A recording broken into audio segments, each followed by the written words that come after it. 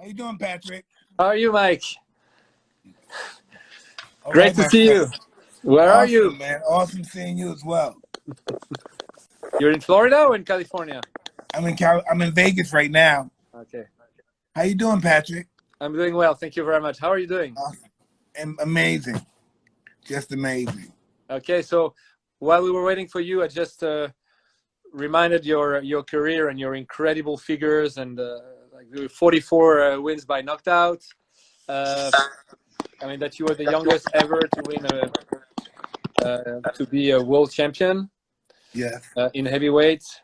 And I was thinking that I mean you are more than a champion. You are literally an icon of sports. Thank you. And I'm lucky to know you. And what impressed me so much about you is also the human being behind the champion. Thank you And very much. and I'm always very impressed with your honesty. You're so honest about yourself, about your qualities, and about your flaws, and this is really special. And your emotion and your sensitivity. You have an incredible, and people think that you are fearless, and you probably are at some point, but you are like a distraction machine. But you're also a very sensitive man. And in the documentary that I've seen, we see you cry many times. We see also a different side of you that is very emotional and very sensitive. And the first question I want to ask you, and I want to talk to you about it, is first of all, do you agree with that you are very sensitive also? And Yes. Yes. you, I don't and know why I'm that way. it's Can't not a bad explain thing, why huh? I'm that way. Yeah. I And don't know why am I that way. do you think that it plays a role in building a champion? Do you think that champions are also very sensitive? And do you think it's important? Is it positive or it is negative? No, it's extremely positive. You being a former athlete yourself, you know when you're in the best physical shape you could possibly be, you're so alert. You can hear things that normally you can't hear and see things that you normally can't see. So that's why being in the best physical shape possible, it allows you to rise to a higher occasion. And do you think also that the fact that I think the champions are just giving everything. They don't hide, and when you have a goal, you just give everything you can. And of course, when it works, you're very emotional because you've given everything. But also when you fail, because sometimes guys fail, you're also emotional because you just gave it all. So emotionally, you're always involved. You think also that's one of the reason why? Absolutely, because as time goes on, and as you may know, success breeds confidence, and confidence breeds success, and that's why you have to do it as consistently as possible Great. to be the best at it. I would like to talk to you about your coach because I mean you can imagine why because I like coaching and I think it's an incredible job, and your story of coaching is one of the most fantastic story I've ever heard, with Cus D'Amato, Yes, your first coach. Actually, there are two coaching stories that I love. One is in this movie $1 Million Baby, but it's not a real one; it's a movie. And one is yours, and thank yours is you. a real one. Can you just talk to me about him and about the role that he played in your career?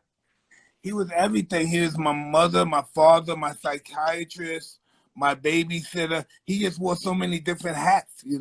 He was everything. Yeah, how did he help you? What did he do to help you? Um, he gave me the power of belief. You said also, I remember that he he kind of erased the Mike Tyson that was existing and created and rebuilt another one. Yeah, Is no that doubt about it. He peeled all the layers. He tore me apart, then he rebuilt me. it's nice to hear. And unfortunately, he and very sadly, he passed out when you were 19 years old. Is that right? Yes, yes. Yeah. And his But dream at was that to. time, at that time, I had already completed my test in the power of belief, and we already knew that we were on the path of being champions. Tell us how he was motivating you. Well, listen, One way he did it, he would say that you're not ready for this guy. You know, you're not serious yet. Your butt is getting too big. You're gaining weight. You're not this. Oh, he used to blow my mind. And I would work out. I would run like 6 miles every day. When I'm 14, and it's all about the mind and the power of belief. How can I fight at 54, right? At 54, and get my body in shape. I have more discipline than all the fighters.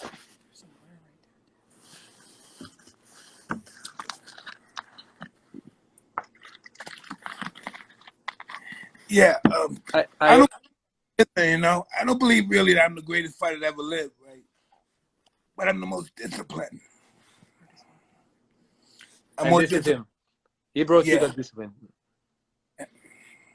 And what about passion? Because I also know that he was coming to you every night before you're going to sleep and talking to you about this sport, about the history of this sport. And in a way, was he making you become passionate about boxing? No, I was always passionate before I met him, like a year or two before I met him. And then once I met him and I got the information from him about how establishing preeminence in the sport, I just went I got extreme and went I got strung out and I just went all full speed in boxing. Emotionally, spiritually, intellectually, it was all about fighting. It was all about the art of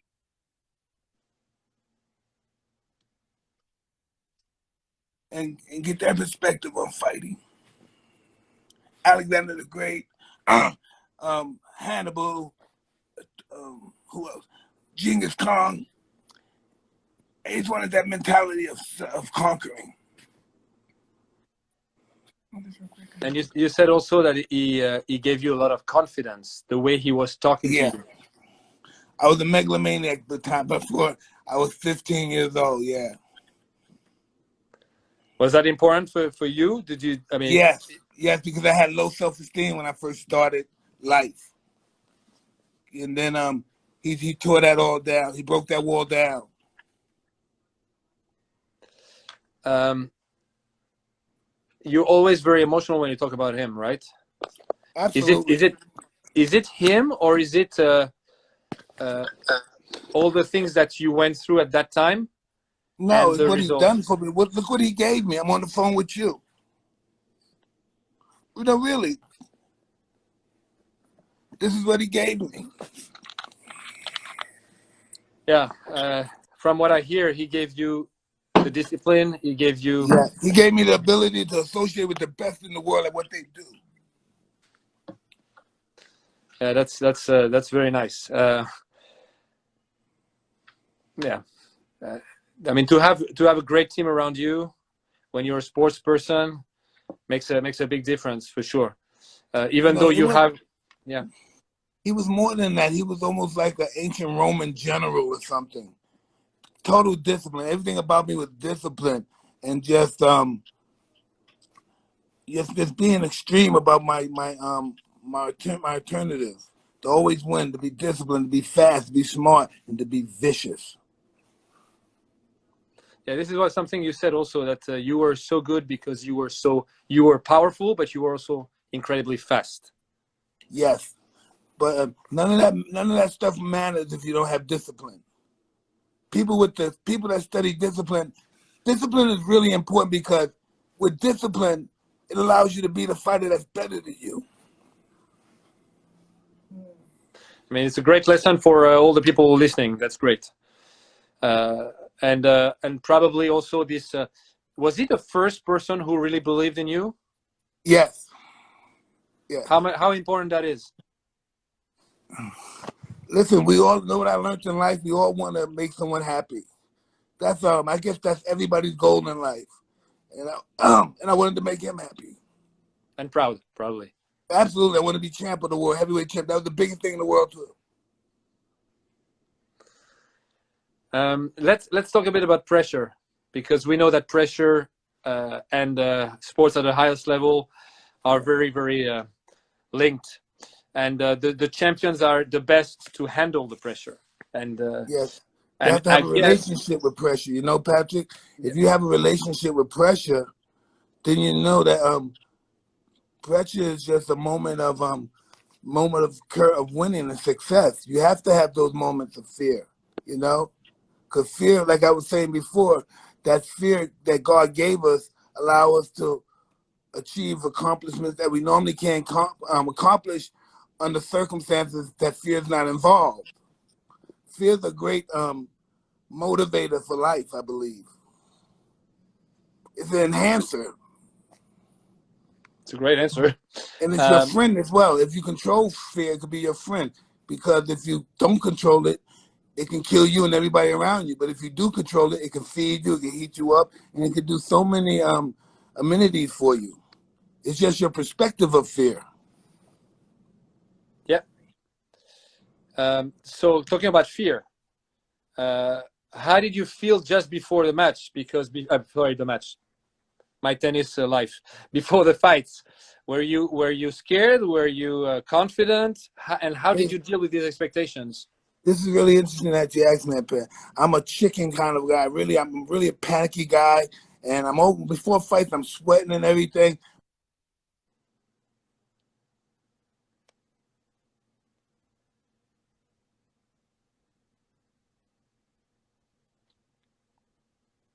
We lost your sound. I don't hear your mic anymore. I don't know. There is no sound now.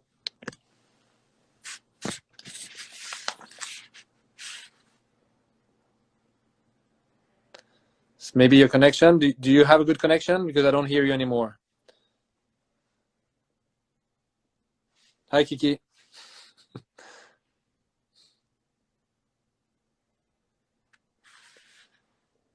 So no, for the moment we don't have the sound. I'm Hi, back. hi again. How you doing, man? This is crazy, this phone system. It's crazy, but you see, this is a story of your life. You always come back, and you always Yes, come back stronger. God willing, yes. Okay, so we're talking about the pressure and about how you were feeling just before entering the ring for a match. And I asked you if you were scared and how did you feel? Yeah, I'm always nervous and scared. I just never understood that. I go to the ring, I'm totally confident, but before I get in the ring, I might drop dead of a heart attack. And you know, I panic before a fight, but this is what I know from experience.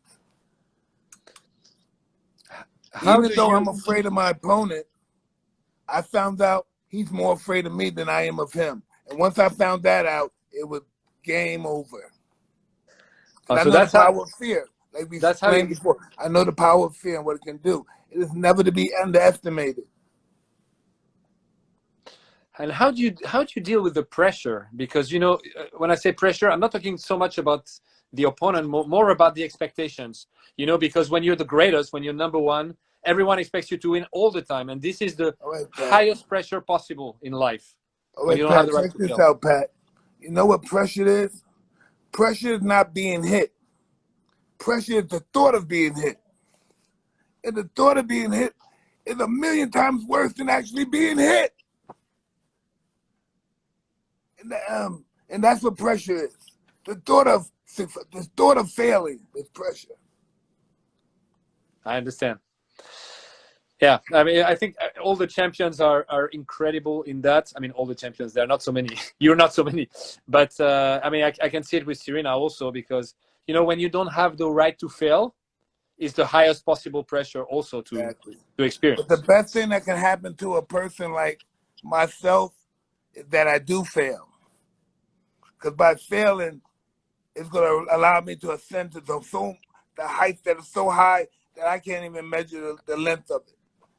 My failures are my successes. Yeah, this is a real very interesting subject because you are the king of resilience. I mean, you had ups that were incredibly up, downs that were incredibly down, but you always came back, and this is incredible. Now, I mean, you said in 2005 that your life was a waste and you were a failure because you were going through a tough time. And 15 years after, you look so happy. You look much more mature, much more composed. You have a great family. You bring back a great business. I mean, that's You know, incredible. Patrick. You know, Patrick. In order to be a good entertainer, really, you got to be a good actor too. Because that's what this is all about, entertainment. All sports, it's entertainment. It's all about entertainment.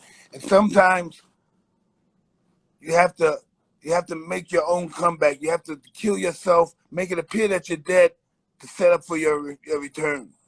It's That's a almost good like one. the Count of Monte Cristo.